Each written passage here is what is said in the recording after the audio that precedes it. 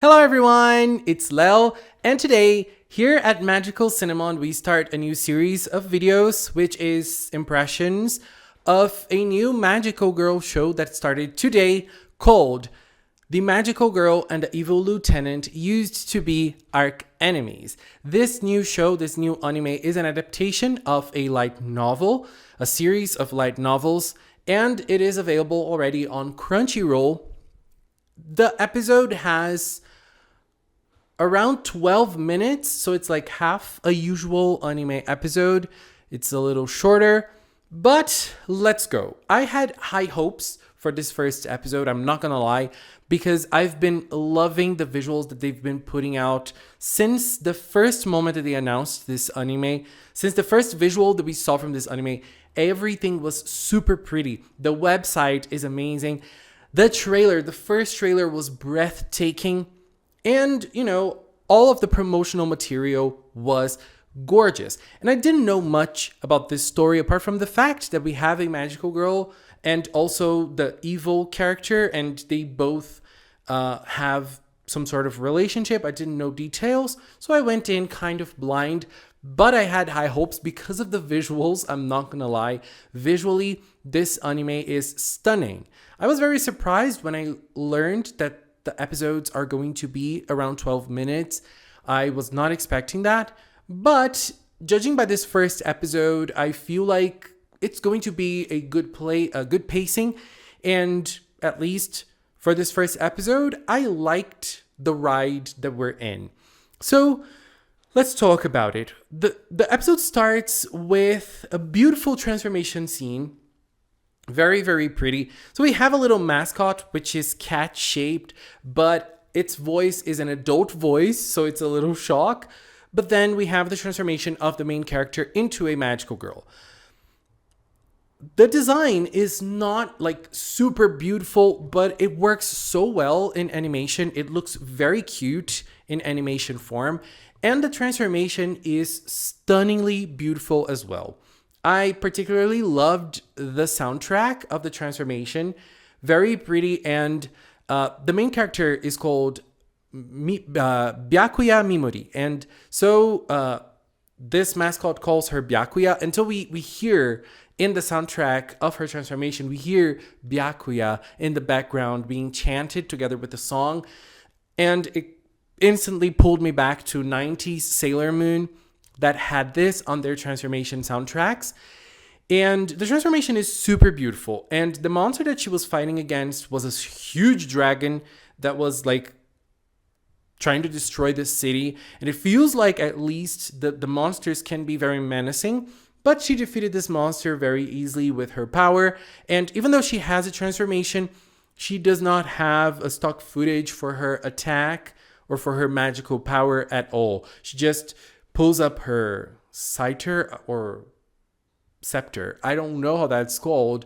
And then a big star appears and the monster is gone. Very simple. And as I said, I feel like the strongest part of at least this first moment was the visuals. Because right at the next scene, we have this magical girl meeting the evil lieutenant.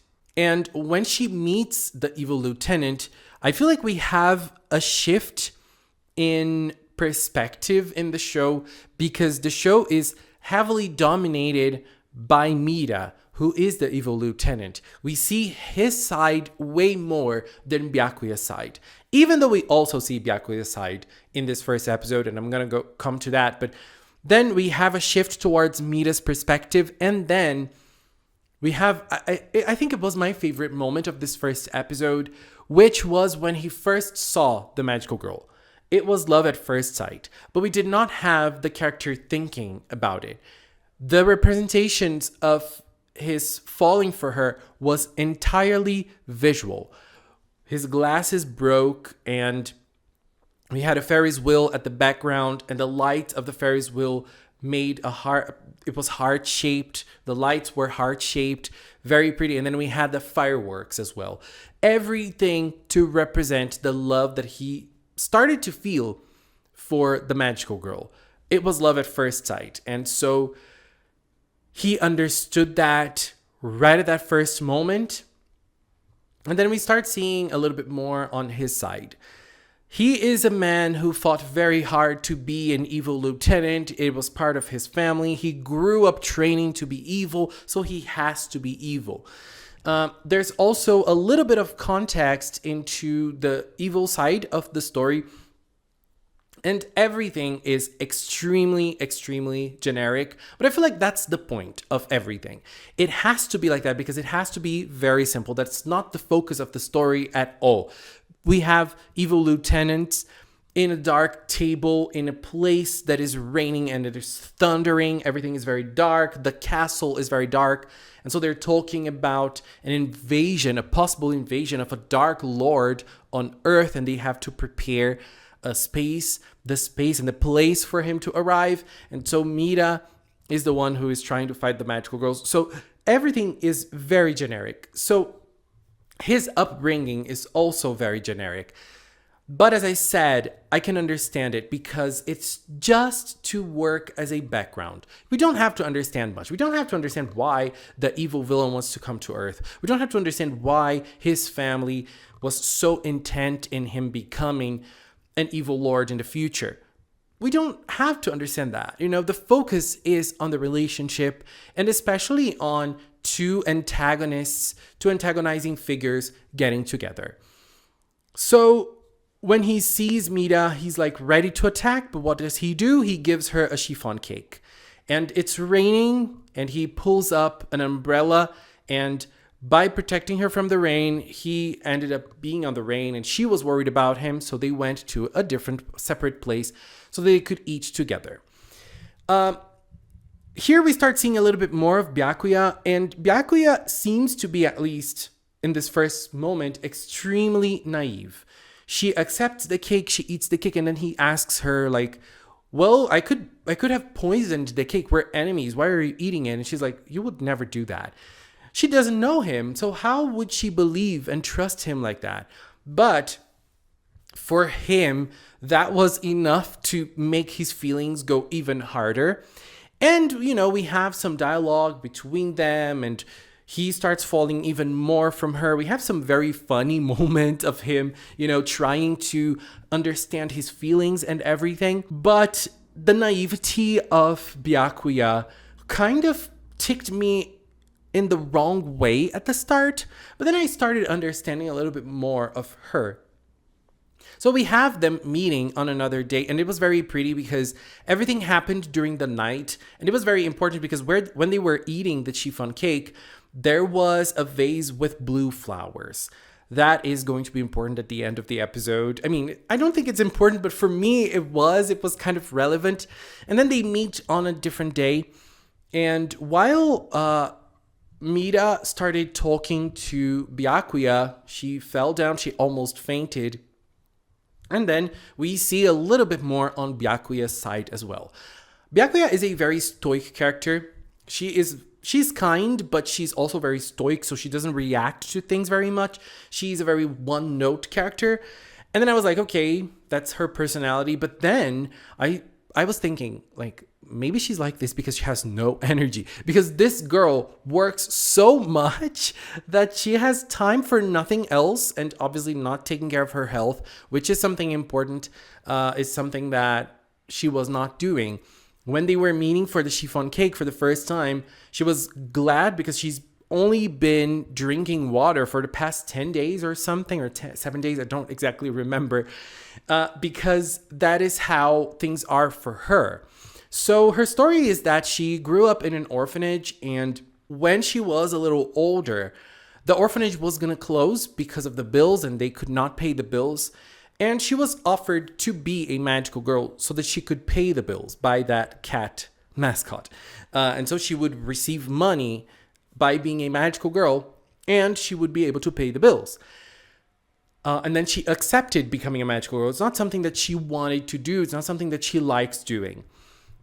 And then later on, she discovered that she was tricked into being a magical girl because she, that little cat and the one that was charging the orphanage, they together created a plan so that she could become a magical girl. So it's not something that she decided to do. And so she also, she works at a